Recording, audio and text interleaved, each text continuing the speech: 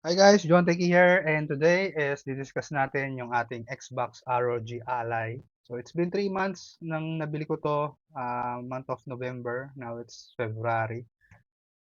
So far so good. Hindi naman ako nagsisi or what or nagkaroon ng mga issues dito. Yun nga lang, discuss natin yung ating mga pros and cons, no?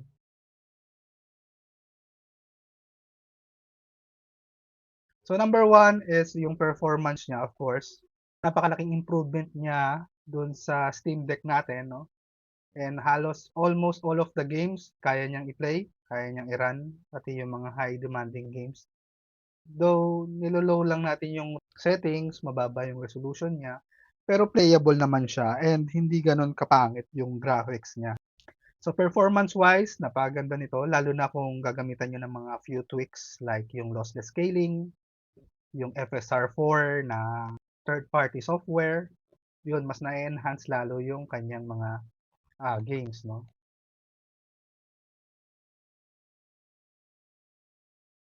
Ang ganda ng speaker nito, wala akong masasabi. Para kang naka-surround, no? Merong instances na hindi ko alam paano nila ginagawa. Yung sound is parang nasa gilid ng tenga mo, dun siya lumalabas. Akala ko tuloy merong something sa gilid ko. Pero ang ganda itong speakers na to. Very nice and very surround yung sound niya, no? Kahit ganyan lang siya kaliit, no?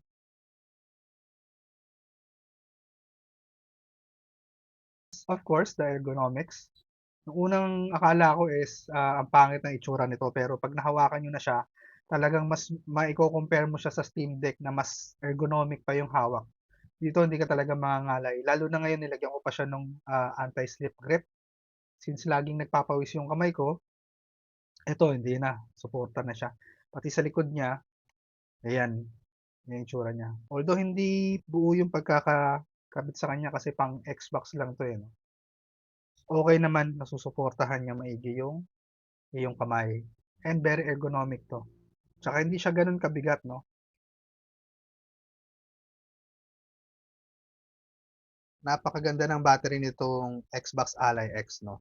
Tumatagal siya around 5 hours kung lower TDP, lalo na kung mga low graphic games ang nilalaro niyo. Around 5 hours talaga ang tatagal niya lalo na kung ise-set niyo lang ng mga 8 watts or 5 watts I think.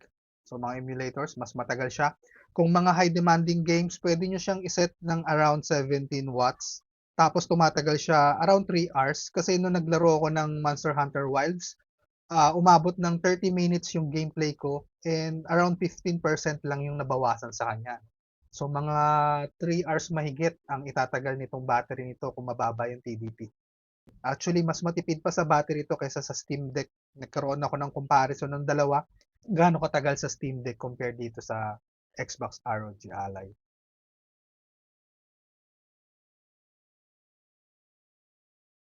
Then yung fan niya is very quiet. Kapag naglalaro kayo, halos wala kayong maririnig na fan. Unlike dun sa Legion Go natin, napakalakas ng fan niya. Hindi mo na marinig halos yung sound ng game. At mahina na nga yung sound nun, mas lalo pang malakas yung fan niya kapag demanding games yung nilalaro niyo. Ito kahit naka high temperature siya or naka full speed yung kanyang TDP, hindi gano'n kalakas yung fan niya, dinig na dinig mo pa rin yung sound ng game.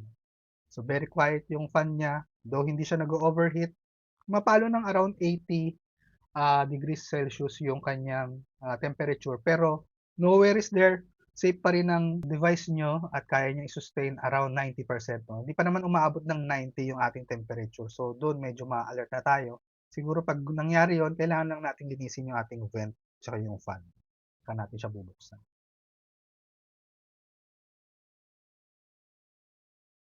And lastly, of course, the online support niya, yung software support nito, no? Yun ang nagpapaganda at nagpapaayos ng mga issues ng device kapag lagi siyang may update, no? Laging fin-fix nila yung mga nagiging issues ng device. Unlike before, meron akong issues regarding sa controller. Minsan kapag binoot up ko siya, hindi nagana yung controller. So siguro wala pang a week, na-patch na kagad siya, nagkaroon na kagad ng update yung ating armor crate. In-update kaagad nila yung issue na yun. Though hindi ko alam kung lahat nagkakaroon ng issue regarding do sa controller pag nag-boot up. Pero ngayon wala na, hindi ko na siya nai-encounter. Tapos, yung mga ibang support niya sa games, yon ina-update din nila. Yung driver support ng APU nito, yung kanyang graphics drivers. So, updated rin siya lagi, which is mas lalong nagpapa-stable at nagpapa-optimize ng mga games natin. So, yun ang pinaka magagandang pros natin dito sa ating Xbox Ally X, no? So, proceed naman tayo sa mga cons nito.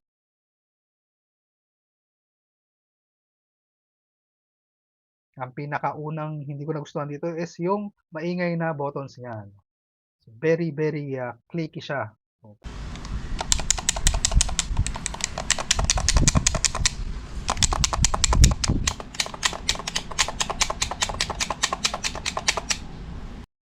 Napaka-clicky nito. So, kung naglalaro kayo, katabi nyo yung wife nyo, yung kids nyo, maiinis sa inyo, lalo na kung natutulog na sila. So, ako minsan lumalabas ako sa sala, doon ako naglalaro. Kasi minsan kahit naka-headphone lang ako, sobrang clicky nito at pag naglalaro kayo like ng Monster Hunter at talaga nagbo-button smashing kayo, ay dinig na dinig siya at minsan sinisiko ako ng aking wife. Ang ingay ko raw.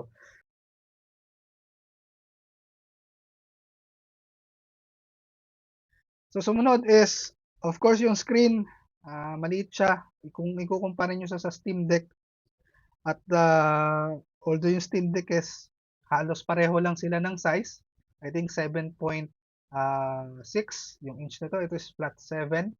Pero dahil yung resolution niya is 800p tapos OLED pa siya, mas maganda ang screen nun. Tsaka minsan yung text nun, mas nababasa ko pa kaysa sa mga text nito. Yung mga ibang games nito, hindi ko na halos mabasa yung mga text, lalo na yung mga minimap. Kaya nahihirapan na ako, lalo na kung malabo ang mata nyo, mas mahihirapan kayo siya makita. So yun ang pinaka-downside nito, at least sana ginawa na lang nilang OLED yung screen since medyo may kamahalan nga yung price nitong Xbox ROG Ally natin.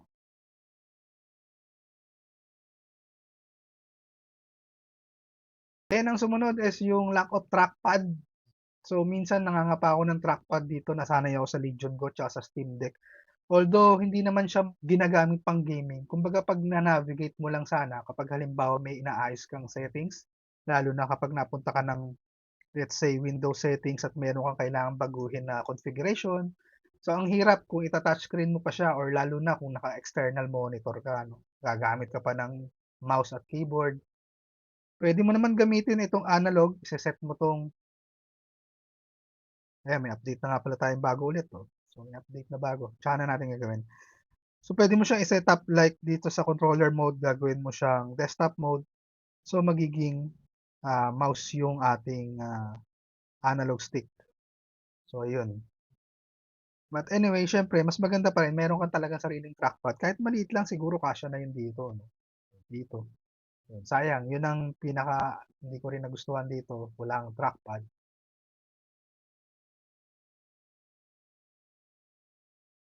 And lastly siguro, yung kanyang Xbox full screen experience, yung layout niya. So don't get me wrong, okay yung Xbox full screen experience. Ito nga lang layout niya mismo ang hindi para sa akin hindi masyadong appealing kasi ayan ang itsura niya, ganyan lang siya, oh. So, tapos yung home mo pa is direkta ka sa store, ayan. Parang bibili ka agad. Para kang nagba-browse ng games para bumili. So ang ginagamit ko diyan is yung Armor Crate, yung mismong launcher ng Armor Crate yun ang gamit natin. At least ito, direkta na kapag boot nung device, yan na agad ang lalabas. Yan ang ginawa ko sa kanyang first boot niya, no. Although sayang naman sana at least ginawa nilang ganun yung layout nitong Xbox na to, itong Game Pass. Game Pass to eh. So ito yung pinaka layout ng Game Pass. Kaya hindi siya masyadong ganun ka-appealing sa ating device, no. Mas okay pa rin kung magbi-big picture mode ka na lang ng Steam Deck. Pero yun nga ako ginagamit ko is ito na lang, yung kanyang Armor Crate. Since meron naman talagang built-in na Armor Crate to dahil ito ay product ng Asus. And very redundant din tong extra button na to. Pag pinress nyo, ayan, lalabas yung configuration para sa Xbox, no? Pero pag left click nyo rito, lalabas din yung configuration ng Armor Crate, which is ito rin yung button na yun. So, 'di ba? So, parang ang redundant nitong dalawang boto na 'to, which is sayang, sana iba na lang ang functions nito or pinag-isa na lang 'no. Anyways, yun lang naman, siguro itong mga boto na lang 'to, minsan ito napipindot ko imbes na ito yung options kasi magkatabi sila, sana nilagay na lang nila rito sa bottom part 'no. So, yun lang naman ang mga cons nito na na-configure ko. Pero overall, very nice on device na 'to. If you have the money to spare, kung meron kayong extra budget at, gusto niyo ng mas immersive yung gameplay niyo, mas maganda yung mga graphics na nalalaro niyo, mas playable lahat, mag-Xbox Ally X na kayo 'no. So anyway, sana nagkaroon kayo ng idea regarding dito sa ating Xbox Ally kung gusto niyong purchase niya or mag-invest. Very positive naman, yun nga lang ang mga cons natin. Reasonable naman, kaya naman siyang i-tolerate 'no. So again, this is John Techie, and thank you very much for dropping by. See you again to the next video. God bless everyone.